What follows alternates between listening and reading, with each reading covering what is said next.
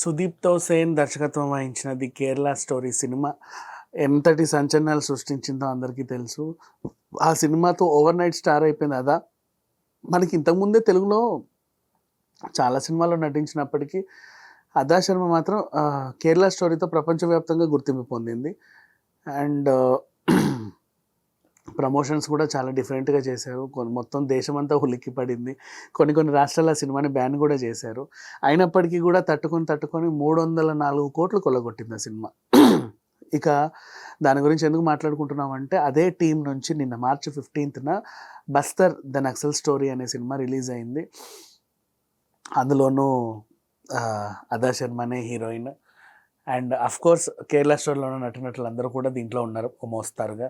సుదీప్తో సేనే దర్శకత్వం వహించారు. అమృతలాల్ షానే దీనికి కూడా ప్రొడ్యూస్ చేశాడు. మొత్తం అదే టీం, ఏం చెప్పాలనుకున్నా. అండ్ వివాదాలు కూడా అలాగే ఉన్నాయి. ఛత్తీస్గఢ్లో జరిగినటువంటి వాస్తవిక సంఘటనల ఆధారంగా ఈ సినిమా తీసామని వాళ్ళు చెప్పుకొచ్చారు. దీంట్లో కొన్ని డైలాగులు కానీ, కొన్ని సీన్స్ కానీ వాళ్ళ మనోభావాలు దెబ్బతీసేలాగా ఉన్నాయి అని వార్తలు వస్తున్నాయి. మీకు తెలిస్తే గుర్తుంటే ఒకప్పుడు ఈవెన్ విరాట పర్వం సినిమా కూడా వివాదాస్పదమైంది. జరిగింది వేరు, మీరు చూపించేది వేరు అని. అండ్ అలాగే వీరప్పన్ సినిమా కూడా వివాదాస్పదమైంది. వాళ్ళ ఆవిడ కేసు పెట్టింది, జరిగింది వేరు, మీరు చూపించేది వేరు అని. ఇట్లా చాలా ఉన్నాయి రియల్ షోస్. నిన్నటికి నిన్న మన వ్యూహం శపథం కూడా వాస్తవానికి దూరంగా ఉందని లోకేష్ కూడా కేసు వేశాడు.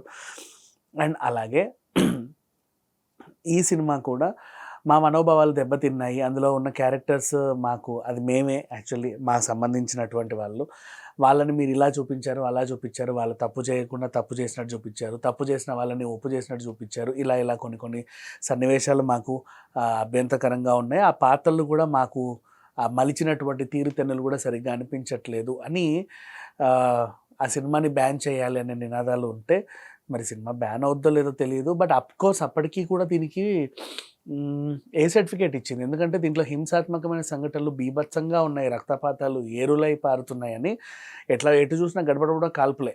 అందుకని చెప్పేసి ఈ సినిమాకి ఏ సర్టిఫికేట్ జారీ చేసింది సెన్సార్. అయినప్పటికీ కూడా వివాదాస్పదం అవుతానే ఉంది. అదేంటో ఈ టీం ఏ సినిమా చేసినా వివాదాస్పదం అవుతానే ఉంది.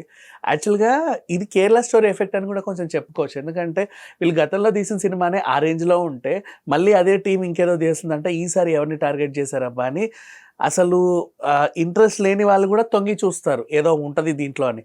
పైగా ఏ సర్టిఫికేట్ వచ్చింది అంటే ఇక వదలరు. అలాంటిది ఇప్పుడు ప్రజెంట్ దీంట్లో వివాదాస్పదమైన సన్నివేశాలు ఉన్నాయి అంటే మాత్రం అది చిలికి ఎక్కడెక్కడికో వెళ్ళిపోతుంది.